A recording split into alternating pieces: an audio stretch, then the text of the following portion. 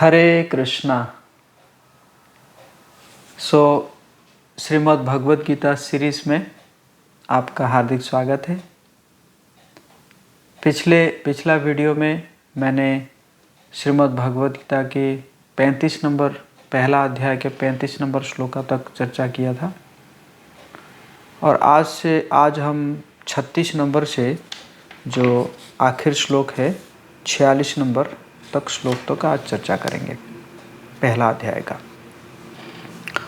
जिसमें हम देख रहे हैं कि अर्जुन युद्ध क्षेत्र में अपने संबंधियों को देखने के बाद वो कई प्रकार के कारण दर्शाते हैं कि मुझे युद्ध क्यों नहीं करना चाहिए। तो दो कारण हम पहले जो है बता चुके हैं, जिसमें जो पहला जो कारण था वो था दया, जो करुणा, संबंधियों के प्रति करुणा अर्जुन का। और जो दूसरा कारण था वो था कि अर्जुन जीत में भी जो है वो आनंद नहीं देख रहे थे। वो सोच रहे थे मैं जीत भी जाऊं फिर भी मुझे कोई आनंद मिलने वाला है नहीं। और आज जो दो कारण हम चर्चा करेंगे वो है 36 नंबर से 38 नंबर श्लोक तक, कि जो है पाप का भय, पाप की प्रतिक्रिया का भय, फियर ऑफ सिंफुल रिएक्शंस। ये 36 नंबर से 38 नंबर श्लोक तक अर्जुन जो है ये कारण दर्शा रहे हैं युद्ध क्यों नहीं करना चाहिए। और फिर 39 नंबर से 43 नंबर श्लोक तक fourth reason, harmful effects of destroying the family. अगर कुल नष्ट हो जाता है तो उसका जो है जो हार्मफुल इफ़ेक्ट, उसका जो है बुरा प्रतिक्रिया क्या हो सकता है। और उसके बाद फिर जो है अर्जुन कह रहे हैं कि बैठ जाते हैं, अपना युद्ध नहीं करने की इच्छा से जो है वो बैठ जाते हैं। तो हम एक एक करके श्लोका का उच्चारण करेंगे और उसको समझने के प्रयास करेंगे। तो पहला श्लोक है जो 36 नंबर श्लोक पहला अध्याय का। पापमेव आश्रय तस्मान् हत्वा एतन्नाततायिनः तस्मात् न अहर्हा वयं हन्तुं धार्तराष्ट्रं सबान्धवान् स्वजनं हि कथं हत्वा सुखिनः श्याम माधवम्। अनुवाद इस प्रकार है, यदि हम ऐसे आतिताइयों का वध करते हैं तो हम पर पाप चढ़ेगा, अतः यह उचित नहीं होगा कि हम धृतराष्ट्र के पुत्रों तथा उनके मित्रों का वध करें। हे लक्ष्मीपति कृष्ण, इसमें हमें क्या लाभ होगा और अपने ही कुटुंबियों को मारकर हम किस प्रकार से सुखी हो सकते हैं। तो ये जो आतताई यहाँ पे जो बताया गया है, तो वैदिक आदेश अनुसार आतताई जो है वो 6 प्रकार के होते हैं। पहला आतताई विष देने वाला, तो ये कौरव पक्ष विष दिए थे, भीम जी को जहर खिलाए थे।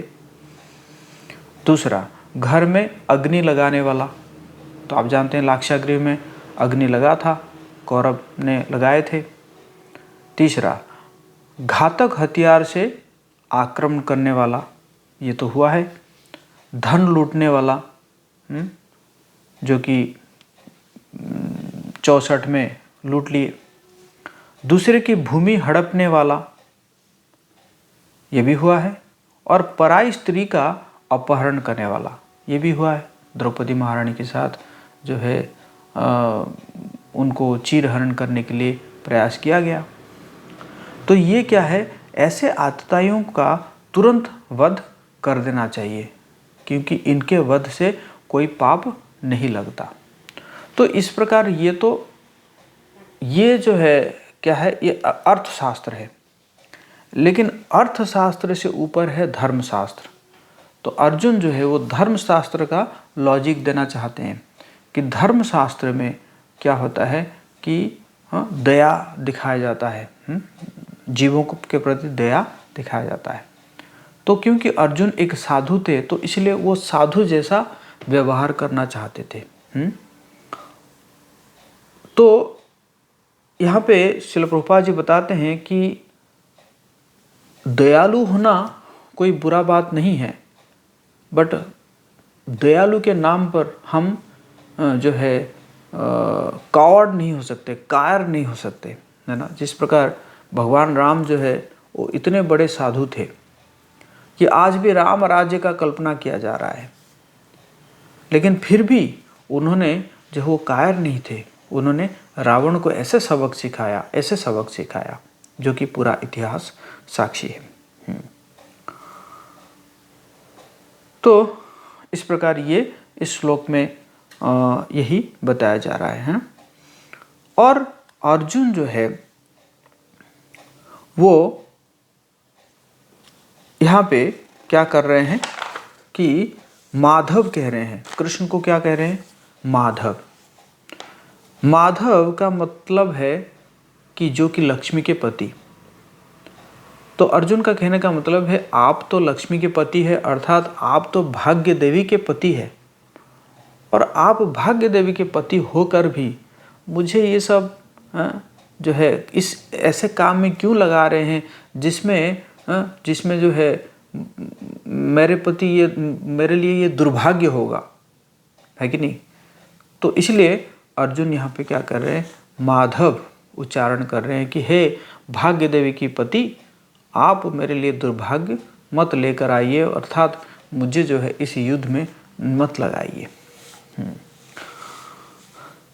तो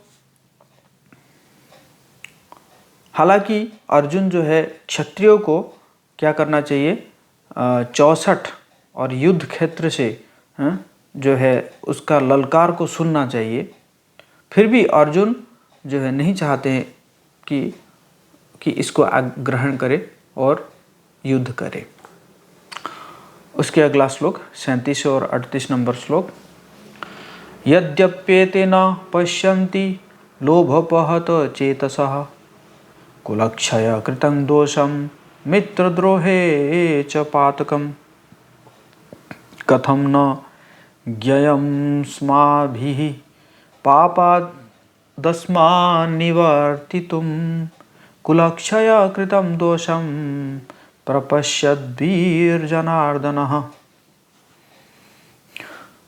अनुवाद क्या है, हे जनार्दन, यद्यपि लोभ से अभिभूत चित्त वाले ये लोग अपने परिवार को मारने या अपने मित्रों से द्रोह करने में कोई दोष नहीं देखते, किंतु हम लोग जो परिवार के विनष्ट करने में अपराध देख सकते हैं, ऐसे पाप कर्म में क्यों प्रवृत्त हो। तो यहाँ पे जो है अर्जुन कह रहे हैं कि हालांकि कर्तव्य तो यह है कि हमें युद्ध करना चाहिए, क्षत्रिय है, लेकिन हम जो रिजल्ट देख रहे हैं, जो परिणाम देख रहे हैं, ये परिणाम कुछ अच्छा तो नहीं दिख रहे हैं। अगर परिणाम जो है अच्छा नहीं दिखता है, कभी अगर परिणाम अच्छा नहीं दिखता है तो कोई व्यक्ति जो है अपने कर्तव्य को भी वो जो है उसको टाल सकता है या उसको छोड़ सकता है। तो इसी कारण कह रहे हैं कि हालांकि कर्तव्य तो मेरा है युद्ध करना, लेकिन परिणाम कुछ अच्छा नहीं है। वो लोग तो नहीं जानते हैं, कौरव पक्ष कह रहे हैं, कौरव पक्ष तो नहीं जानते हैं कि परिणाम कितना भयावह है, कुल को नष्ट करना कितना भयावह है, वो तो नहीं जानते। हम तो जानते हैं ना, हम जब जानते हैं तो हम युद्ध क्यों करें। तो इसी प्रकार यहाँ पे जो है वो तर्क दे रहे हैं। अगला श्लोक 39 नंबर श्लोक। कुलक्षये प्रणश्यन्ति कुलधर्मा सनातनः धर्मे नष्टे कुलं कृत्स्नं धर्मो भी भवत्युत। कुल का नाश होने पर सनातन कुल परंपरा नष्ट हो जाती है, और इस तरह शेष कुल भी अधर्म में प्रवृत्त हो जाता है। तो यहाँ पे जो है कह रहे हैं कि कहने का मतलब है कि जो वयोवृद्ध लोग हैं वो क्या रहते हैं, वो कुल परंपरा को देखते हैं कि कुल को परंपरा जो वो सही चल रहा है कि नहीं चल रहा है। अगर वयोवृद्ध लोग जो है वो अगर मर जाएंगे, उनका अगर निधन हो जाएगा, तो फिर जो है वो जो परंपरा है, जो कुल धर्म का जो परंपरा है वो नष्ट हो जाएगा, उसको कोई देखेगा ही नहीं। और तो नष्ट हो जाएगा तो सभी जो है वो अधर्म में लग जाएंगे, है कि नहीं। तो इसीलिए वयोवृद्ध को मारना नहीं चाहिए। वयोवृद्ध सब वयोवृद्ध आए हुए हैं, मतलब जो घर के जो मालिक है वो सब आए हुए हैं यहाँ पे। अगर वो मर जाएंगे तो क्या होगा कि है ना, धर्म का कोई पालन करेगा ही नहीं। 40 नंबर श्लोक। अधर्म अविभावात् कृष्ण प्रद्युष्यन्ति कुलस्त्रियः स्त्रीषु दुष्टासु वार्ष्णेय जायते वर्णशंकरः। हे कृष्ण, जब कुल में अधर्म प्रमुख हो जाता है तो कुल की स्त्रियां दूषित हो जाती है और स्त्रीत्व के पतन से हे वृषणवंशी अवांछित संतानें उत्पन्न होती है। तो क्या है कि जब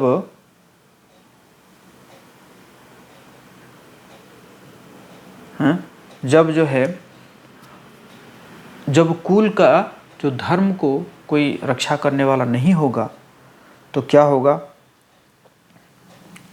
कि जो है जो स्त्रियां वो दूषित हो जाएंगी, और स्त्रियां अगर दूषित हो जाएंगी तो फिर अवांछित संतानें उत्पन्न हो सकती है। तो इस प्रकार यहाँ पे जो है वो बता रहे हैं कि 39 नंबर से 43 नंबर श्लोक तक बता रहे हैं कि जो है क्या बुरा इफेक्ट पड़ेगा अगर कुल नष्ट होता है तो। कुलक्षय अर्थात कुल क्षय हो गया। कुल क्षय से क्या होगा, प्रणश्यन्ति कुलधर्मः। तो फैमिली का जो ट्रेडिशन है, फैमिली का जो परिवार का जो परंपरा है वो परंपरा नष्ट हो जाएगा। अधर्मो अभिभावति, फिर अधर्म बढ़ेगा। जब परंपरा नष्ट होगा अधर्म बढ़ेगा। और प्रदिश्यन्ति कुल स्त्रियाः, अब स्त्रियां दूषित हो जाएंगी। देन क्या होगा, वर्ण संकर, unwanted progeny by mixture of caste, अर्थात वर्ण संकर पैदा होंगे।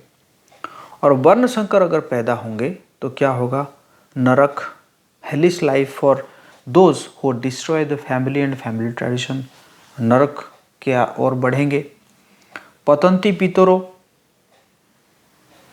पितृ जो है उनका भी पतन होगा। उत्साद्यन्ते जाति धर्मा कुल धर्मः, community projects and family welfare activities are destroyed. जो फैमिली जो है उसका जो वेलफेयर एक्टिविटीज़ है या जो बढ़ने के लिए जो है वो भी क्या होगा, डिस्टर्ब हो जाएगा। जो कि है ना, कई जगह में हो रहा है ऐसे।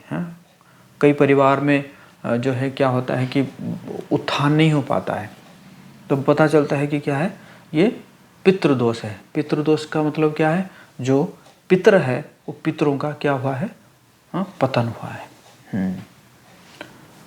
41 नंबर श्लोक। शंकरो नरकायैव कुलघ्राणं कुलस्य च पतन्ति पितरो ह्यशं लुप्तपिंडोदक क्रियाः। अवांछित संतानों की वृद्धि से निश्चय ही परिवार के लिए तथा पारिवारिक परंपरा को विनष्ट करने वालों के लिए नारकीय जीवन उत्पन्न होता है। ऐसे पतित कुलों के पुरखे अर्थात पितरलोग गिर जाते हैं, क्योंकि उन्हें जल तथा पिंड दान देने की क्रियाएं समाप्त हो जाती है। तो यहाँ पे देखिए जो है अर्जुन को वेद जो है शास्त्र के बारे में कितना पता था, कि कैसे जो है कुल परंपरा नष्ट हो जाएगा, वर्ण संकर पैदा होंगे, तो जो पितरों को जो है पिंडदान नहीं करेंगे, तर्पण नहीं करेंगे। तो इसलिए ये बहुत ज़रूरी है कि सभी को जो है अपने पितरों को पिंडदान करना चाहिए, तर्पण करना चाहिए। धीरे धीरे ये जो परंपरा भी धीरे धीरे नष्ट हो रहा है, और इसी कारण आज जो है क्या हो रहा है, उत्थान जो है लोगों का वो कम हो रहा है। इतने सारे समस्याएं, क्योंकि पितरों का आशीर्वाद नहीं मिल रहा है, पितरों का वर्ण की श्राप मिल रहा है। यस, अगर श्रील प्रभुपाद जी यहाँ पे कह रहे हैं कि जो पुरुष अन्य समस्त कर्तव्यों के त्याग कर मुक्ति दे के दाता मुकुंद के चरण कमलों की शरण ग्रहण करता है और इस पथ पर गंभीरता पूर्वक चलता है, वो देवताओं, मुनियों, सामान्य जीवों, स्वजनों, मनुष्यों या पितरों के प्रति अपने कर्तव्य या ऋण से मुक्त हो जाता है। लेकिन यहाँ पे ध्यान रखना होगा क्या, कि मुकुंद के चरण कमलों का शरण ले लेना, जो पूर्ण रूप से शरणागत है और वो जो है जो कृष्ण भावनाविद के पथ पर गंभीरता पूर्वक चल रहा है, वो मुक्त हो सकता है इन ऋणों से, है ना। नहीं तो है ना, हम अगर कहेंगे कि हाँ हम भाई थोड़ा बहुत भक्ति कर रहे हैं और हम तो ऋण से मुक्त हो गए, ऐसा नहीं है। तो दो चीज़ यहाँ पे बताया गया कि मुकुंद के चरण कमलों की शरण ग्रहण कर लिया और गंभीर रूप से वो चल रहा है, तो फिर वो जो है अपने ऋण से मुक्त हो जाता है। 42 नंबर श्लोक। दोषैरतिः कुलघ्नानं वर्णसंकरकारकैः उत्साद्यन्ते जातिधर्मः कुलधर्माश्च शाश्वतः। जो लोग कुल परंपरा को विनष्ट करते हैं और इस तरह अवांछित संतानों को जन्म देते हैं, उनके दुष्कर्मों से समस्त प्रकार की सामुदायिक योजनाएं तथा पारिवारिक कल्याण कार्य विनष्ट हो जाते हैं। तो जो पारिवारिक कल्याण कार्य भी क्या हो जाएगा, ये विनष्ट हो जाएगा, है कि नहीं। Elders in a family in the Varnashram system are responsible for right conduct of younger family members, but upon their death, family traditions may stop. Others develop irreligious habits, thereby lose their chance for spiritual salvation. तो जैसे कि बताया गया कि बड़े अगर मर जाएंगे तो धर्म नष्ट होगा, कुल धर्म नष्ट होगा, तो कुल धर्म नष्ट होगा तो जो है अधर्म बढ़ता जाएगा। और तो इसी कारण जो पिंडदान प्रथा है, वर्ण संकर पैदा होंगे तो पिंडदान नहीं करेंगे, तर्पण नहीं करेंगे, तो इस कारण जो है जो फोर फादर्स है, जो हमारे जो एंसेस्टर्स है, पितृ लोग है, वो आगे बढ़ नहीं पाएंगे, वो कहीं ना कहीं प्रेत योनि में फंस जाएंगे, है कि नहीं। तो इसी कारण जो है हमें क्या करना चाहिए, इसको वो अर्जुन का कहना है कि हमें युद्ध नहीं करना चाहिए, युद्ध करेंगे तो वृद्ध लोग मर जाएंगे, वयोवृद्ध लोग मर जाएंगे। Mixture of caste result in many faults that destroy both principles of caste like Kshatriya jati dharma and the principles of particular families kula dharma, which are designed for the ultimate salvation of human being. Irresponsible leaders who break this tradition bring about chaos in that society. Actually ये जो वर्ण बनाया गया है, मतलब जो वर्ण जो बनाया गया है, तो अगर ये वर्ण संकर होंगे, मतलब कोई भी जाति से जो है शादी ब्याह कर लेंगे, तो इससे क्या होगा, जो एक होता है जाति धर्म और एक होता है कुल धर्म, ये जाति धर्म और कुल धर्म ये नष्ट हो जाएगा। इसीलिए वर्ण संकर जो है वो क्या करेगा, एक समस्या, एक जो है कैओस सोसाइटी में क्रिएट करेगा।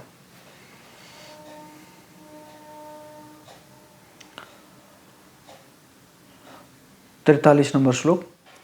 उत्सन्न कुल धर्माणां मनुष्याणां जनार्दन नरके नियतं वासो भवतीत्यनुशुश्रमे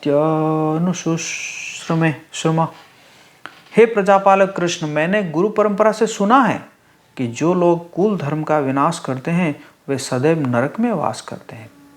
अर्थात अर्जुन भी कह रहे हैं कि नहीं, मैं अपने से नहीं कह रहा हूँ, मैंने सुना है, तो यहाँ पे जो है अर्जुन ये जताना चाहते हैं कि हमें भी ऐसे अपने से ना बोल के कम से कम हमें जो सुनेंगे, परंपरा से जो सुनेंगे वही हमें बताना चाहिए।